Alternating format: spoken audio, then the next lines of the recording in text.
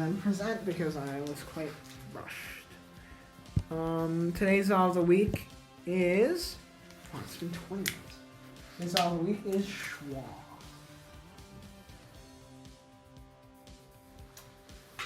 I can't draw it.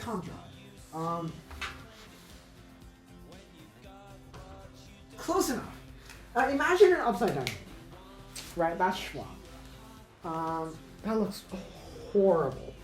But I'm not used to drawing it. Right? Schwa is quite special because it doesn't have a set spelling.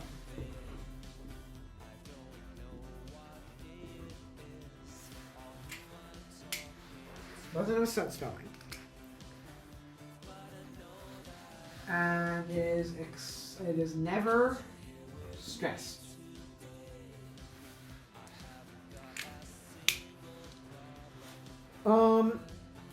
You might be saying, what is stress? You've probably been hearing this word quite a lot if you're learning English. Because stress is extremely important in English. It's probably second only to vowels in the place it has in affecting English spelling and pronunciation. And it is second only to vowels in how fucking confusing it is as well. So we'll be taking a not so brief look at stress. Stress. I'd recommend you take notes. English has what is known as phonemic stress. That means the meaning of a word is sometimes defined solely by stress, such as in the two words, in these two words.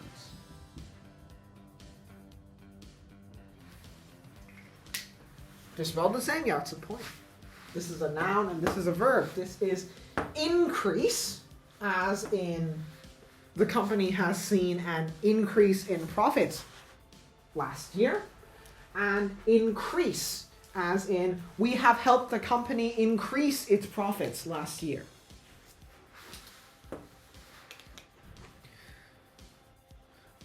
This is actually the most common method, and by far the most common method of phonemic stress is moving the stress forward. This is one syllable. Is moving the primary stress forward to the first syllable. When you turn it from a noun, when you turn it from a verb to a noun. This process of verb to nouning is called nominalization, by the way. I'll write that down. Nominalization. Nominal as in of nouns, not like nominal as in for the sake of explanation, or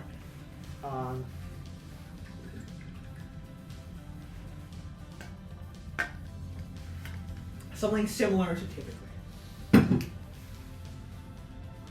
But yeah. There are three levels of stress in English. Primary,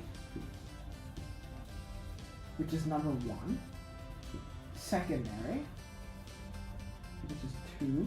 And tertiary. You might not have come across this word before. This means third.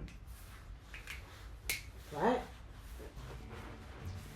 Let's take an example word like organization. Like as in the noun. Well, it is a noun. It has a nominal suffix. But in the word organization, the primary stress is on the last syllable. The secondary stress is on the first syllable. The tertiary stress is on this syllable, is on the third syllable. Sorry. Tertiary, this primary stress is on the fourth syllable. And these two syllables are not stressed. How can you tell? You don't. you look up a dictionary and see what it has marked for you, because stress is very, like, the difference between primary and no stress, like, sure, maybe you can tell, but the difference between primary, secondary, and tertiary stress is so small that you basically need some sort of speech analyzer to find out what it is. Like, for example, prop, which is a speech analyzer, which I've been told kind of sucks.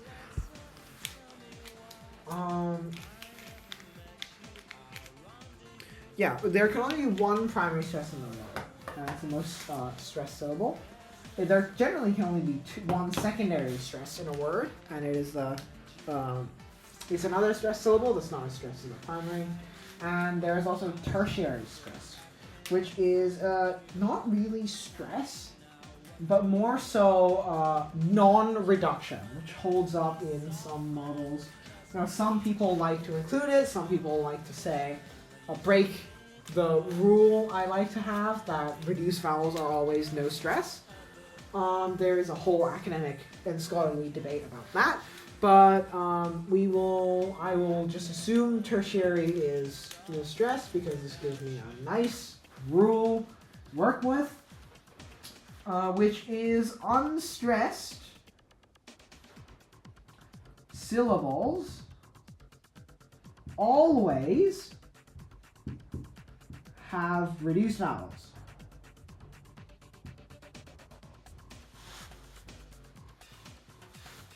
And the converse.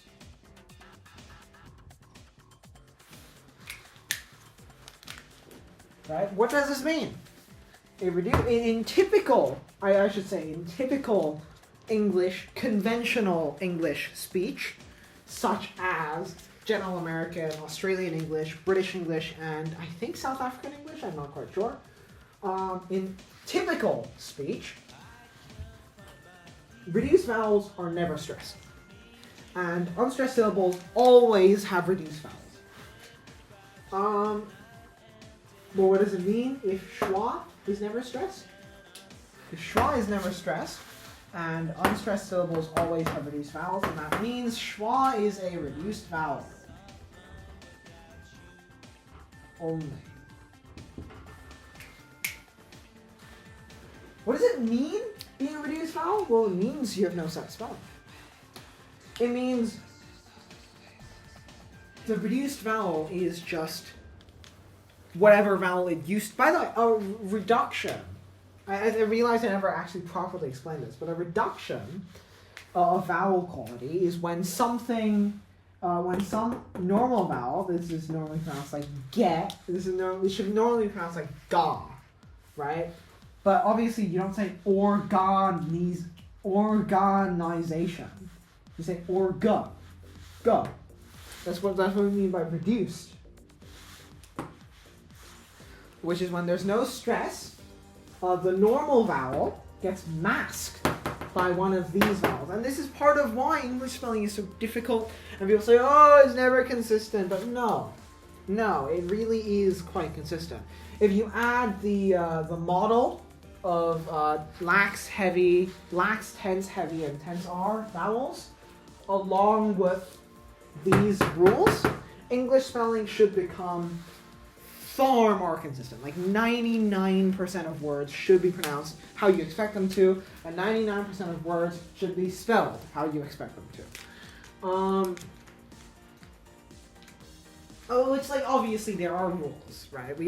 This isn't Tibetan. We don't memorize every single word, because the spelling is like BKJ or something, and the word is pronounced rook. Right? Obviously, we don't do that. We don't have that much free time on our hands.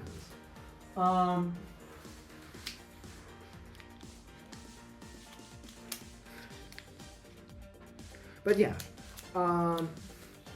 Anyways, back to schwa. Schwa is very commonly rhoticized, which means in words such as... Do I actually have examples? Yeah, I do. Words such as nurse or matter. You'll notice Nurse. Matter. No. I don't have the word. But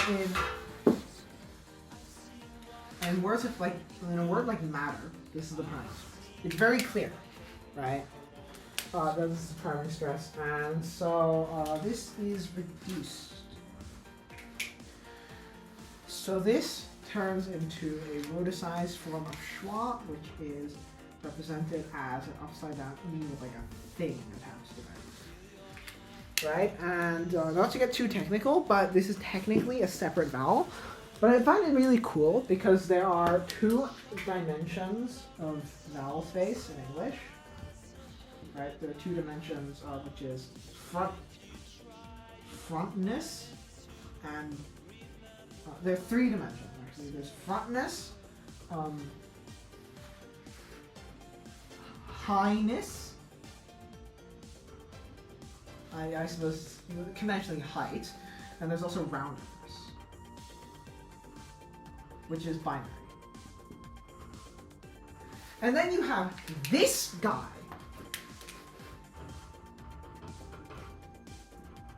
Oh, by the way, these are the two main paradigms because they correspond to two different formants.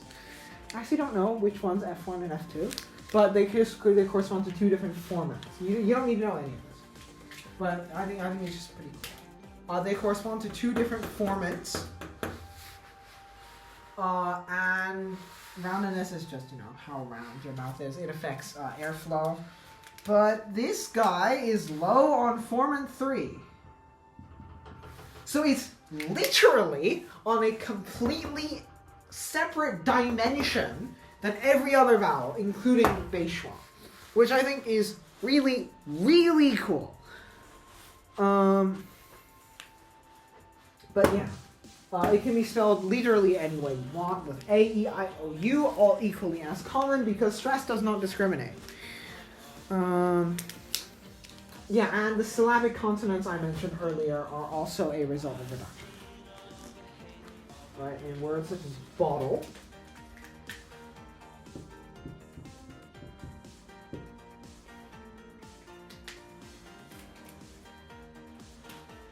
this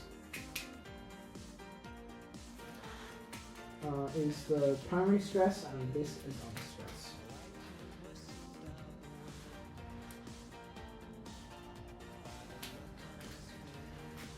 Right, which means the E disappears and the L becomes syllabic.